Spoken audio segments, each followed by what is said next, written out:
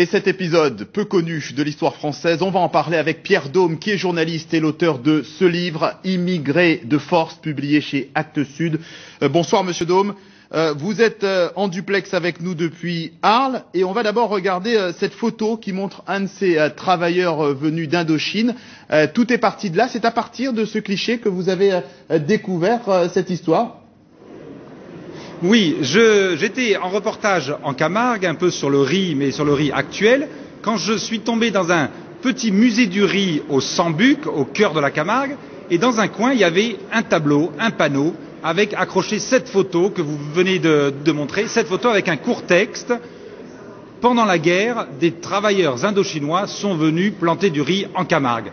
C'était il y a 4 ou 5 ans, j'ai été extrêmement surpris, et à partir de là, j'ai en effet mené une enquête, j'ai déroulé le fil et j'ai découvert l'histoire de ces 20 000 paysans vietnamiens qui ont été recrutés en septembre 1939 à la déclaration de la guerre, recrutés au fin fond de l'Indochine, emmenés vers la France dans des cales et arrivés en France, ils étaient parqués dans des camps et dans un premier temps, ils ont été utilisés comme ouvriers dans les usines d'armement à l'arrière du front. Alors, racontez-nous, c'est toute une logique de bateau négrier, c'est presque une logique de servitude organisée qui pourrait s'apparenter, en tout cas qui s'apparente presque à de l'esclavage.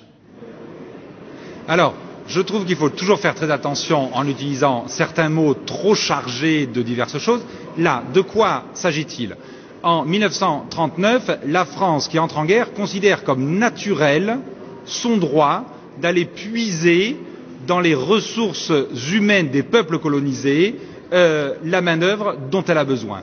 Et donc, elle donne l'ordre aux résidents supérieurs des différentes provinces d'Indochine de recruter un certain nombre d'hommes.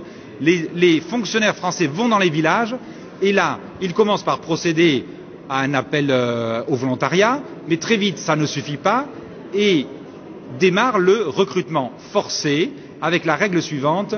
Dans une famille, lorsque 2 hommes, 2 garçons sont en âge de partir, c'est-à-dire au-delà de 18 ans, un des 2 doit s'engager, sinon le père va en prison. Donc là, on a affaire, pour ces 20 000 hommes recrutés, dans leur grande majorité, on va dire plus de 90%, ont été recrutés en effet de force. Ensuite, ils ont été en effet transportés en fond de cale dans des bateaux et ils ont passé ainsi plusieurs années en France, dans des camps, donc dans un régime de semi-liberté, et leur force de travail était d'abord donc utilisée dans des usines d'armement, mais en juin 40, la France perd la guerre, et là, quelques milliers sont rapatriés, mais 15 000 restent bloqués en France pendant encore 4, 5, 6, voire 8 années. Et là, le gouvernement français va louer cette main-d'œuvre à des entreprises privées ou à des collectivités publiques en fonction des besoins et de la demande. Ces entreprises, ces employeurs vont payer de l'argent à l'État français qui, lui, ne va jamais reverser cet argent sous forme de salaire. Et donc, j'ai fait le calcul finalement de la somme des petites indemnités journalières que ces travailleurs indochinois ont tout de même perçues, et mises bout à bout, ces indemnités n'ont jamais dépassé 1/10 du salaire français de l'ouvrier français à la même époque. Est-ce qu'il y a de la rancœur chez ces gens? Est-ce qu'ils sont en colère contre la France? Alors, c'est ça qui est extrêmement frappant et qui m'a frappé chez tous les 25 derniers témoins que j'ai pu rencontrer, c'est qu'il n'y a pas une once de rancœur, une once d'aigreur vis-à-vis de la France.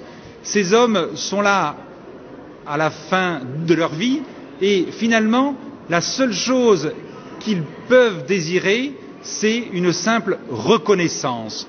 La reconnaissance par la France officielle de ce qui leur est arrivé. Et le seul souhait que nous pouvons avoir, c'est que le geste du maire d'Arles serve d'exemple à toutes les autres municipalités, et elles sont très nombreuses, qui ont reçu des travailleurs indochinois sur leur territoire, et au-delà, puisque finalement ces travailleurs indochinois ont travaillé dans l'ensemble de la France, ce serait au gouvernement français et donc aux plus hauts représentants de l'État de reconnaître enfin le sort que la France a réservé à ces hommes. Voilà, une interview enregistrée il y a quelques heures.